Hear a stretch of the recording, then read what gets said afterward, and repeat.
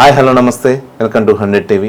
ఈరోజు మన దగ్గర ఫైనాన్షియల్ అడ్వైజర్ పద్మజ గారు ఉన్నారు. మేడం నమస్తే. మేడం నమస్తే అండి. సో ఇప్పుడు డొనాల్డ్ ట్రంప్ గారు అమెరికాలో గెలిచారు కదా, ఆయన ఎఫెక్ట్ వలన ఏమన్నా గోల్డ్ తగ్గే అవకాశం ఉందా, పెరిగే అవకాశం ఉందా? అంటే లాస్ట్ టైం గెలిచిన తర్వాత తగ్గింది బేసిక్గా చూస్తే, ఇప్పుడు రోహిత్ శర్మన్ అయిపోయిన తర్వాత ఏమైనా తగ్గే అవకాశం ఉందా లేదంటే పెరిగే అవకాశం ఉందా? సో డొనాల్డ్ ట్రంప్ గారు వచ్చిన తర్వాత మేజర్గా అక్కడ మార్కెట్స్ ఎలా ఎఫెక్ట్ అవుతున్నాయి దాన్ని బట్టే గోల్డ్ యొక్క ఆల్టర్నేటివ్ హెడ్జ్ కింద యూజ్ చేస్తారు యూజువల్గా. ఓకే, సో ఒకవేళ కనుక మనం చూస్తే కనుక ఇప్పుడు హై ఇన్ఫ్లేషనరీ ట్రెండ్స్ అయితే యూఎస్లో నడుస్తున్నాయి. ఓకే, ఇన్ఫ్లేషన్ ట్రెండ్స్ని తగ్గించడానికి ఒకవేళ రేట్ హైక్ చేస్తే కనుక definitely gold as an alternative కింద it will be purchased. So down the line 2025లో డెఫినెట్లీ గోల్డ్కి అయితే ఆపర్చునిటీ ఉంటుంది to rise in the price. So అదేవిధంగా ఏమన్నా ఇండియా మీద ఏమన్నా ఎఫెక్ట్ పడే అవకాశం ఉందా? అంటే గోల్డ్ తగ్గుతుందా పెరుగుతుందా అంటే మీరు ఏం చెప్తారు ఇండియాలో? ఓకే, ఇండియాలో రీసెంట్గా మీరు చూసుంటే కనుక లాస్ట్ ఇయర్ 2024లో ఆల్మోస్ట్ 20% రిటర్న్ గోల్డ్ ఒకటే ఇచ్చిందండి. ఓకే, కాకపోతే మళ్ళీ లాస్ట్ క్వార్టర్లో ఒకవేళ కనుక లాస్ట్ డిసెంబర్ నవంబర్లో మేజర్గా ఒక కరెక్షన్ అన్నది వచ్చింది అక్టోబర్ నవంబర్ నుంచి. అది దానికి కారణం ఏంటి అంటే కనుక మన ఇండియన్ మార్కెట్లో గోల్డ్ ఇంపోర్ట్ ఏదైతే ట్యాక్సేషన్ ఉందో టారిఫ్స్ని కొన్ని తీసేయటం జరిగింది.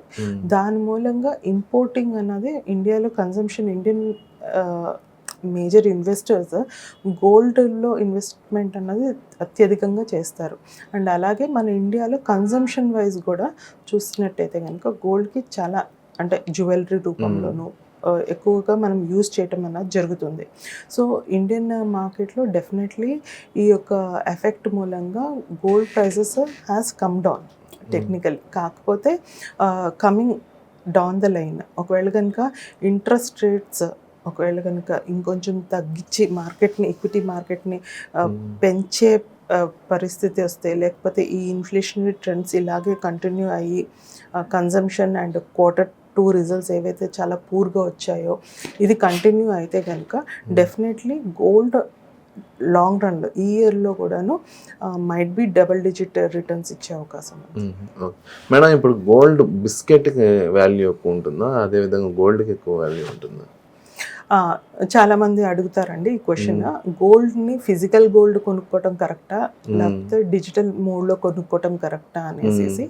సో ఒకవేళ కనుక ఫిజికల్ మోడ్లో మీరు కొంటున్నారు అంటే డెఫినెట్లీ అది at the rate of jewellery పర్పస్కో దేనికో యూజ్ చేస్తారు. సో దాని యొక్క ప్యూరిటీ అన్నది వీటికి తరుగు, డిజైన్ వీటన్నిటి మూలంగా మనకి ఒక లాస్ వస్తుంది. అండ్ దాన్ని ఇన్వెస్ట్మెంట్ కింద మనం కన్సిడర్ చేయలేము, ఎందుకంటే అది యూజ్ చేసుకుంటున్నాం.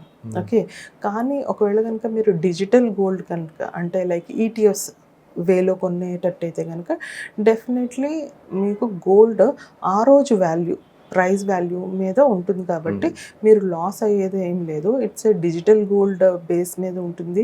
ETFs అన్నది డే టు డే ట్రేడ్ అవుతూ ఉంటాయి.